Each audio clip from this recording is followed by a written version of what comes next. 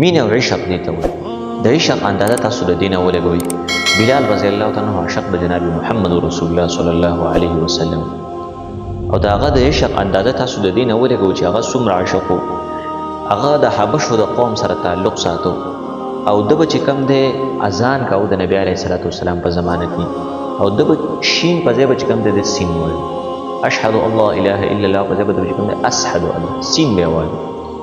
نو صحابه په اعتراض وکړو نبی علیه الصلاة والسلام ته چې حضور صلی الله علیه وسلم بلال رضی الله تعالی عنہ شین نشي ویلی سین وایي، او دته وته چې اذان مه کوه. نبی علیه الصلاة والسلام ورته ویل بلاله اذان مه کوه، یا شین ازده که بیا اذان کوه. بلال رضی الله تعالی عنہ الله رسول صحیح ده. شپه شوه بلال رضی الله عنه جومات کې ناست او ټوله شپه په ناستې به ژړا تېره کړه، او ټوله شپه الله سبحانه وتعالی ته وژړل چې یا الله شین نشم ویلی سین ویلی شم، دا طاقت خو تا راکړی، دا خو راله تا را طاقت راکړی دی چې شین نشم ویلی د شین په ځای باندې سین ویم. یو دې راله دا طاقت راکړلی، او بل چې کوم دی به دې سړي مین کړی په نبي علیه الصلاة والسلام باندې چې کله به مې اشهد ان لا اله الا الله وایو، نو دې پیغمبر ته به مې کتلی او دته به مې اشاره کوله. مینه او محبت یې د نبي علیه الصلاة والسلام سره چې شپه شوه شپه اوږده شوه اوږده شوه اوږده شوه سبا کېده، نو ټول نظام د کائنات چې کوم دی معطل شو. صحابه راپاڅېدل، نبی علیه السلام د الله رسول سبا کېږي، نو ماشومان هم راپاڅېدل جاړي، زمونږ خوبونه پوره شو، قیامت ورځ جوړېږي که څه دي شپه نه سبا کېږي.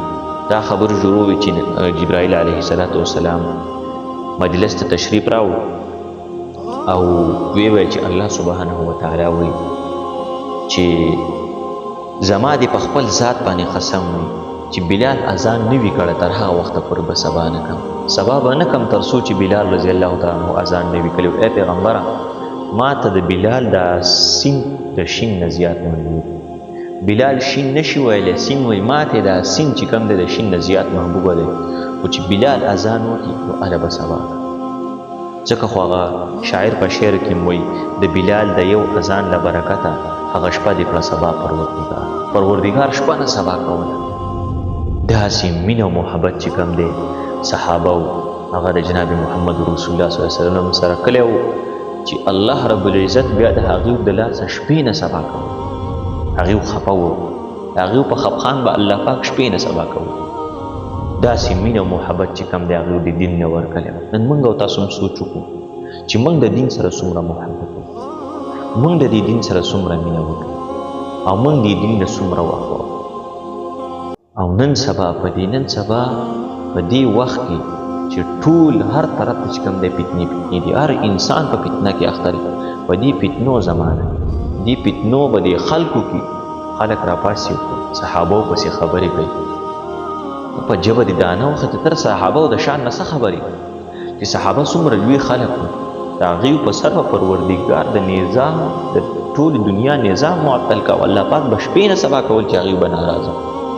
داسې خلک تېر شوي ته نن ناپاسې د هغې په شان کې خبرې کوي، د هغې په عقایدو کې خبرې کوي. زه د صحابو د خپلو خاورو ته هم نشي رسېدلی. الله سبحانه وتعالی دې موږ او تاسو ته د صحابو په طور صحابو چې څنګه زندګي تېره کړې وه په دین باندې هغسې زندګي په دین باندې د تېره کولو توفیق موږ او تاسو ته رانصیب کړي. الله تعالی دې موږ په سنتو باندې د عمل کولو توفیق راکړي. وصلی الله تعالی علی خیر خلقه محمد و آله وصحبه اجمعین برحمتک یا ارحم الراحمین.